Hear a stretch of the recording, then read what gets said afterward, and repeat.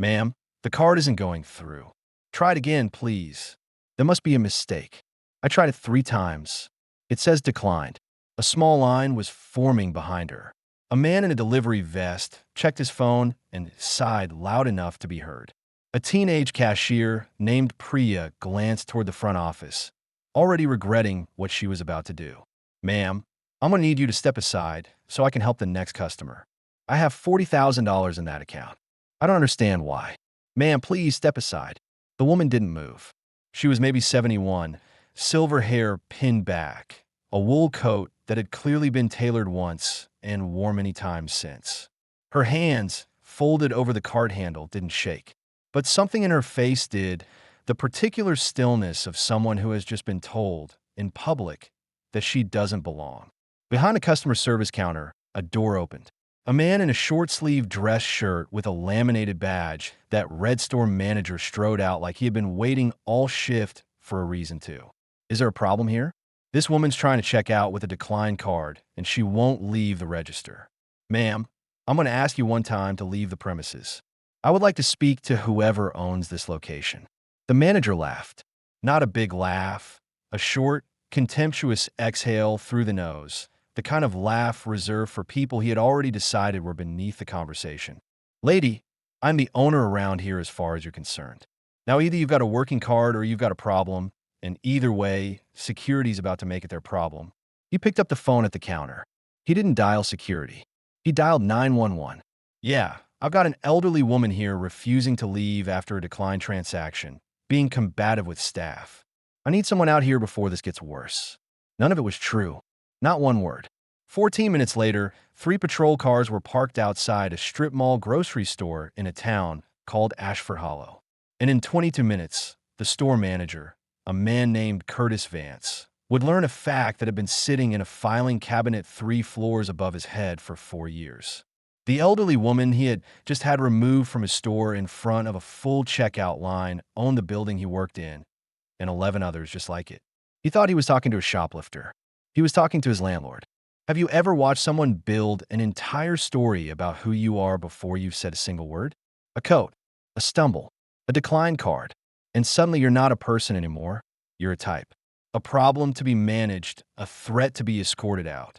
This is the story of Eleanor Voss, 71 years old, widow, grandmother, and, unbeknownst to almost everyone who ever rang up her groceries, the sole owner of Voss Property Holdings, a commercial real estate portfolio built over 40 years, one modest acquisition at a time, that quietly owned the ground under 12 grocery stores across 3 counties, including the one she was standing in when Curtis Vance decided she was trouble. This is not a story about a crime. It's a story about the moment right before people find out who they were actually talking to, and what they do with that knowledge once it's too late to take anything back. Stay with me, because in 6 weeks, Curtis Vance would lose more than his job, and Eleanor Voss would do something with her ownership that nobody in that store, least of all Curtis, would ever see coming. To understand why Eleanor Voss was standing in aisle 9 of a Savamar grocery store on a Tuesday afternoon instead of sending someone else to do it, you have to understand what kind of woman builds an empire and then keeps doing her own shopping. Eleanor grew up in a 2-bedroom house behind a hardware store her father ran until his knees gave out. She was the kind of child who counted change twice, not out of anxiety, out of respect. Her father used to say, "Money isn't yours until you understand exactly where it came from and exactly where it's going. Otherwise, it's just paper passing through your hands." She married young, to a quiet contractor named Walter Voss, a man who built things with his hands and trusted numbers more than opinions. Together, they bought their first property in 1987, a derelict laundromat on a street nobody wanted, and spent a decade turning small, overlooked buildings into small, overlooked profits. Nobody was impressed. Nobody was supposed to be. That was the whole design. By the time Walter passed, 12 years ago, Voss Property Holdings quietly owned the land beneath grocery stores, pharmacies, and strip malls across 3 counties, including, as it happened, the Savamar chain's regional leases. Eleanor never took her name off a single document, and she never put it on a single building either. No plaques, no ribbon cuttings, Just a woman in a modest sedan who still did her own shopping. Because, as she told her grandson once, the day I stop doing my own shopping is the day I stop knowing what my tenants' customers actually experience. That Tuesday, she had two reasons to be at that particular Savamart. The first was groceries. Her grandson Miles was staying with her for the week, and he had requested, with great specificity, the good cereal. The second reason she never told anyone, not even Miles. She liked to walk her own properties unannounced. No entourage, no warning, just an old woman with a cart, watching how a business actually treated the people who walked through its doors when nobody thought ownership was watching. She had no idea her card would decline. It wasn't her card's fault. Her bank had flagged a large transfer that morning as unusual activity and frozen the account for verification, a routine hiccup that would resolve itself in under an hour. She had a second card in her purse. She reached for it. She never got the chance to use it. Every story like this has a Curtis Vance in it, and it's worth understanding him not as a cartoon villain, but as something more familiar and more uncomfortable, a man drowning in a job that was never big enough for the ego he brought to it. Curtis was 34. He had managed the Ashford Hollow Savamart for 2 years, promoted up from assistant manager after the previous store manager left under circumstances nobody discussed above a whisper. Corporate had been squeezing margins for 6 straight quarters. Shrinkage, the industry term for theft, waste, and unexplained loss, was up. Curtis's monthly calls with his regional director had gotten shorter and colder. He had, in the language of every corporate memo he had ever received, an opportunity to improve. Psychologically, Curtis is a study in displaced authority, a man with almost no real power over the forces actually threatening his job, supply costs, corporate quotas, a labor market he couldn't control, who compensated by exercising maximum, theatrical authority over the one domain he could control completely, the sales floor. Every decline card, every hesitant customer, every uncertain interaction became an opportunity to perform competence for an audience of employees who were too underpaid and too replaceable to push back. There's a term behavioral analysts use for this pattern: authority substitution. When someone who feels powerless in the systems that actually matter to their survival begins treating small, controllable interactions as proxy battles for their own significance. Curtis wasn't managing a checkout dispute that Tuesday. He was managing his own anxiety about being managed. Eleanor Voss simply had the misfortune of standing in the blast radius. There was something else too, and it's the part of this story that's harder to sit with. Curtis had made snap judgments about customers before. Plenty of managers do, quietly, and keep it to themselves. What made this different was that he had learned, over 2 years in that store, that a certain kind of performance got rewarded. Loud confidence read as competence to his regional director. Decisiveness, even cruel, unnecessary decisiveness, looked like taking control of a difficult situation in a shift report.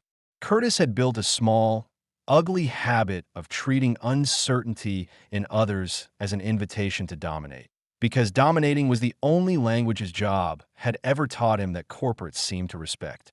He looked at Eleanor Voss, an older woman, alone, in an unfashionable coat, holding up a line, and he didn't see a person having an ordinary bad moment. He saw an opportunity to be the man in charge, on camera, in front of a line of witnesses who would remember that Curtis Vance doesn't let anybody push him around. He had no idea how literally that sentence was about to be tested. Eleanor stands very still, not frozen, deliberate. She has spent 40 years in rooms where men decided she was less important than she was, and she has learned that the worst thing you can do in that moment is confirm their story by getting loud. "Sir, I would like you to call the store's leasing office before you call the police," she says. There's a number posted in the back office. Ask for Voss Holdings. Curtis doesn't even look up from the phone. "Lady, I don't have time for whatever this is." Priya, the young cashier, hovers near the end of the register, torn between her training and something quieter. The same instinct that makes some people incapable of watching an unfairness happen in front of them without at least trying. "Mr. Vance, maybe we should just, the car thing happens all the time, we could just hold her groceries and—" "Priya, get back on your register." The girl retreats. She will think about this moment for years. the way people always do with the moments they didn't push hard enough on. Outside, the first patrol car pulls in. Officer Danielle Reyes steps out, 11 years on the force, the kind of officer who has learned to read a scene before she reads a report. She walks in, takes one look at the situation, an elderly woman standing calmly beside a grocery cart, a store manager red-faced and gesturing, and something in her posture changes. This does not look like the call she was dispatched for. "Sir, can you tell me what's going on?" This woman refused to leave after a decline card, got combative with my staff. Officer Reyes turns to Eleanor. "Ma'am, is that true?" "No, my card was declined. I asked to speak to the leasing office. I have never raised my voice." Reyes glances at the cashiers. Priya looks at the floor. Another employee, older, a stock clerk named Danny who's worked there 9 years, speaks up without being asked. "She's right, officer. She didn't do anything. Curtis he does this sometimes." The sentence lands heavier than Danny probably intended. He does this sometimes. For words that will end up in an incident report, then in a wrongful detention complaint, then, much later, in a very different kind of meeting entirely. Reyes asks Eleanor for identification. Standard procedure, nothing personal in it. Eleanor hands over her driver's license without complaint. The same calm compliance of someone who has learned that resistance is what turns a misunderstanding into an incident. Reyes runs the name. It comes back clean, obviously. No warrants, no priors. Just a 71-year-old woman with an unblemished record and a permanent address 11 minutes away. "Sir, she's not a threat," Reyes says. "There's no crime here. This looks like a customer service dispute, not a police matter." Curtis, sensing the room turning, doubles down the way people like him always do. "She was holding up my line. That's disruption of business. I want her trespassed." Reyes exhales slowly. "You can issue a store ban if you want, sir. That's your right as management. But I'm not arresting a 71-year-old woman for a declined debit card." It should have ended there. It didn't because Curtis, humiliated now, in front of his own employees, by a police officer refusing to validate his authority, reaches for the only lever he has left. "Fine. Then I'm banning her. Ma'am, you're no longer welcome in this store, effective immediately. Officer, can you escort her off the property?" Reyes looks at Eleanor, an apology in her eyes that her uniform won't let her say out loud. "Ma'am, I'm sorry. I do have to walk you out if he's issuing a ban. That part's within his rights." Eleanor nods once. She picks up her purse. She does not argue. She does not raise her voice. She simply says, quietly, to Curtis, in a tone that Priya will describe later as not angry, worse than angry, like she already knew something we didn't. "You should have made that call to the leasing office, Mr. Vance." Then she walks out, past the frozen line of customers, past the flashing lights of 2 patrol cars in a strip mall parking lot, and gets into her modest gray sedan and drives home to make her grandson dinner. She does not call a lawyer that night. She calls her property manager. Here is the detail that makes this story different from a simple morality tale about rudeness. Curtis Vance did not do anything illegal. He humiliated a customer, made a baseless police call, and banned a woman from a grocery store over a decline card, behavior that is cruel, small, and entirely legal. Nobody was going to arrest Curtis Vance for being unkind. What Curtis didn't know, what almost nobody in that building knew, was that the lease governing his store included a clause that regional managers rarely think about because it almost never matters: a landlord access and non-discrimination provision, standard in Voss Holdings commercial leases since 2009, requiring tenant businesses to maintain reasonable customer conduct standards consistent with fair treatment as a condition of occupancy. It had been written not as a weapon, but as a quiet insurance policy, Eleanor's way of making sure the buildings she owned weren't being used to hurt the kind of people her own father once was, a small businessman who spent his life being underestimated by people with more letters after their name than sense in their heads. The clause had never been enforced, not once in 15 years across 12 properties. It sat in a filing cabinet the way most safety nets do, unnoticed until the exact moment it's needed. Eleanor's property manager, a sharp, no-nonsense woman named Priscilla Ortega, who had worked for Voss Holdings for 9 years, listened to Eleanor's account of the afternoon in total silence. When Eleanor finished, Priscilla asked one question. Do you want me to handle this quietly, or do you want me to handle it properly? I want you to pull the store's incident reports for the last 2 years first, Eleanor said. Then we'll decide. What Priscilla found over the following week did not surprise Eleanor as much as it should have surprised anyone still willing to give Curtis Vance the benefit of the doubt. 6 formal complaints in 18 months, 3 from customers, 2 from employees, 1 anonymous, all describing some version of the same pattern. A manager who escalated minor disputes into confrontations, who called security or police over incidents that never required it, who seemed to reserve his harshest, fastest judgments for customers who didn't look like they belonged in a store he'd convinced himself he owned. 2 of the complaints named specific customers by description: an elderly man mistaken for a shoplifter over a coupon dispute, a young mother accused of card fraud after a benefits voucher confused the register. None of the complaints had gone anywhere. Corporate's regional office had filed them, logged them, and moved on because Curtis's shrinkage numbers looked fine on a spreadsheet, and spreadsheets are what get read in a hurry. Eleanor read the file at her kitchen table with a cup of tea going cold beside her. She did not feel triumphant.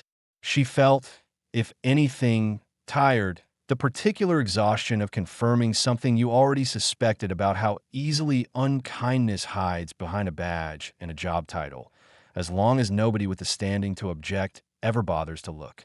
"Grandma, are you okay?" Miles, 13, stood in the kitchen doorway in socked feet, the good cereal already half eaten in a bowl he'd abandoned on the counter. "I'm fine, baby. Go finish your homework. That man was really mean to you today." "He was. Are you going to do something about it?" Eleanor closed the folder.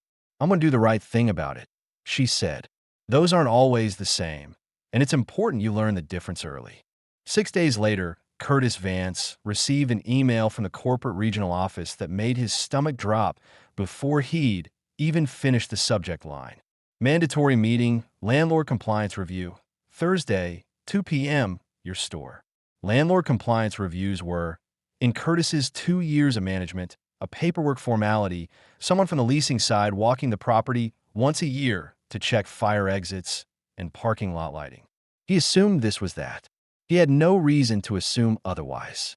He did not recognize the woman who walked in at 2 p.m. sharp, flanked by Priscilla Ortega and a man in a gray suit introduced as Marcus Feldman, Voss Holdings general counsel. He did not recognize her because he had spent 14 minutes with her the previous week without ever once asking her name. "Mr. Vance, thank you for making time," Priscilla said.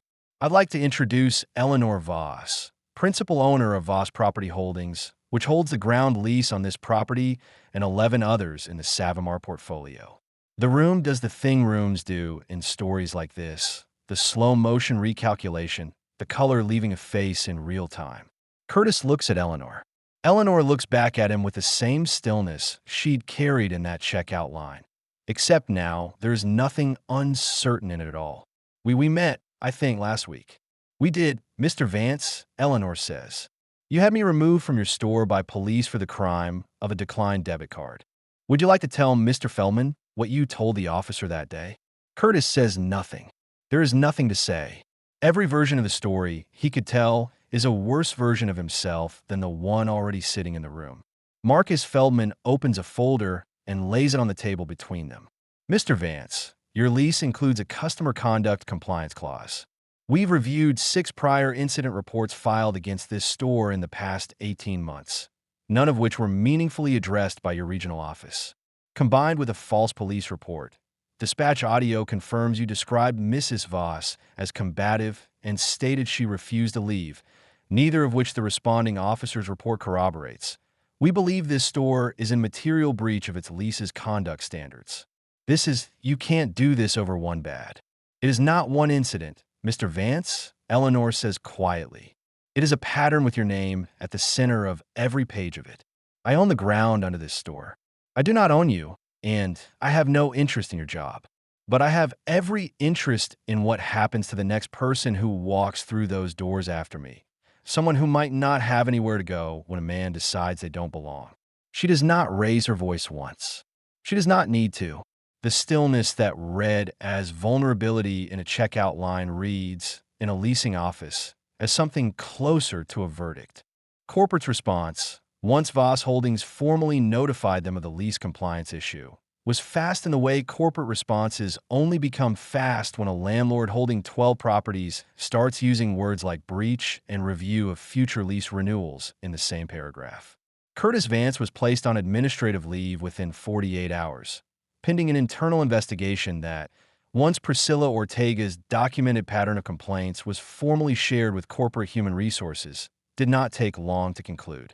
He was terminated 3 weeks later, not for the incident with Eleanor alone, corporate was careful to note in its internal memo, but for a demonstrated pattern of customer mistreatment inconsistent with company standards, the 6 previous complaints that had sat ignored until an owner with actual leverage forced someone to finally read them.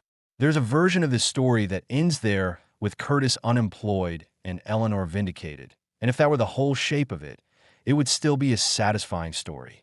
But it isn't the whole shape, because Eleanor Voss did not build a real estate portfolio by thinking only about the loudest, most visible injustice in the room.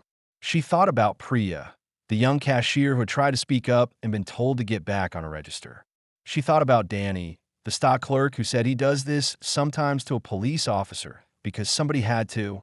She thought about the 2 customers in that ignored file, the elderly man and the young mother, who never got so much as a phone call of apology because their names weren't attached to a company that owned the building. So Eleanor did something that made it into exactly 0 news articles because she never intended it to. She had Priscilla quietly track down the elderly man and the young mother from the old complaint file, and Voss Holdings sent each of them a written apology on behalf of the property, along with a gift card considerably larger than the dispute that had humiliated them, and an invitation to reach out directly, in writing, to Eleanor's office if anything like it ever happened again at any Voss-owned property.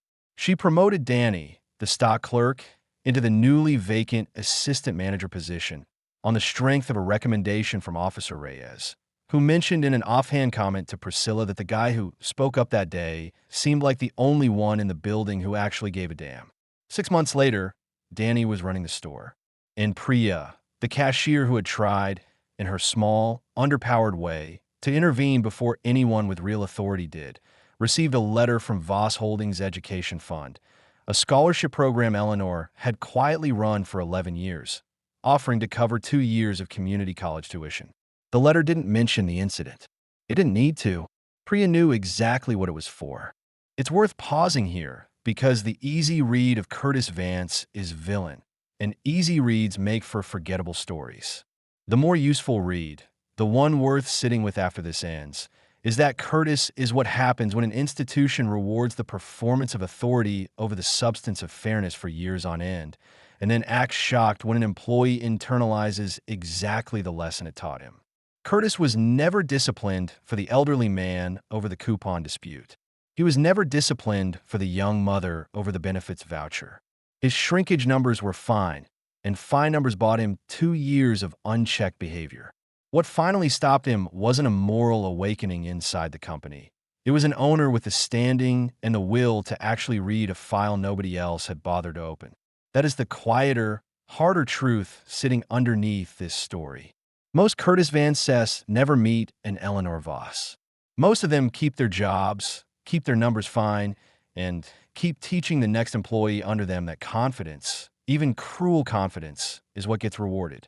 The only reason this story has an ending at all is that, for once, the person on the other side of the counter happened to hold more leverage than the man behind it, and chose, deliberately, not to use that leverage only for herself.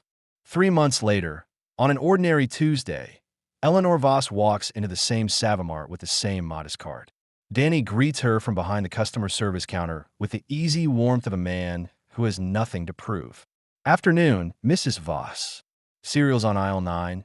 I had them restock the good kind. Figured you'd be in eventually." "You didn't have to do that, Danny." "Wasn't for you," he says. "Well, it was a little bit for you." At register 3, Priya rings up a customer, a laminated assistant supervisor trainee badge, now clipped to her vest, the first rung of a ladder she once thought didn't have room for someone like her on it. She catches Eleanor's eye across the store and gives her a small, private nod. The kind exchange between 2 people who both remember exactly what a checkout line can cost and exactly what it can give back. Eleanor pays with her card. It goes through on the first try. Nobody in that store on that ordinary Tuesday has any idea how close it came to going very differently for a lot more people than just her. I want to be honest about why this story stays with me, because it isn't really about a decline card, and it isn't really about a landlord finding out who was rude to her. It's about the 6 complaints that sat in a folder for 18 months because nobody with power bothered to open it. It's about how easily cruelty survives inside a system, as long as the numbers on the spreadsheet look fine.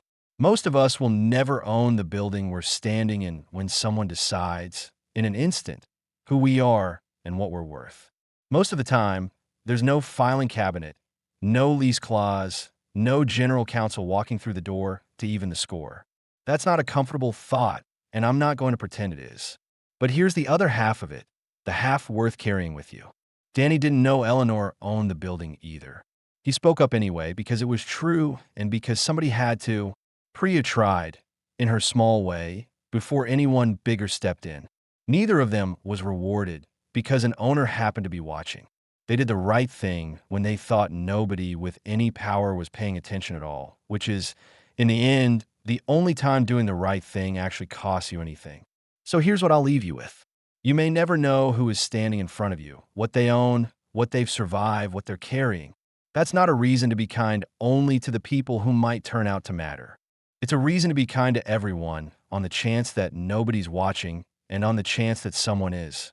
If this story meant something to you, tell me in the comments, has a stranger's ordinary kindness ever mattered more than either of you realized in the moment? And if you've ever been the one underestimated, the one written off before you said a word, share this with someone who needs to hear that the story isn't over yet. I'll see you in the next one.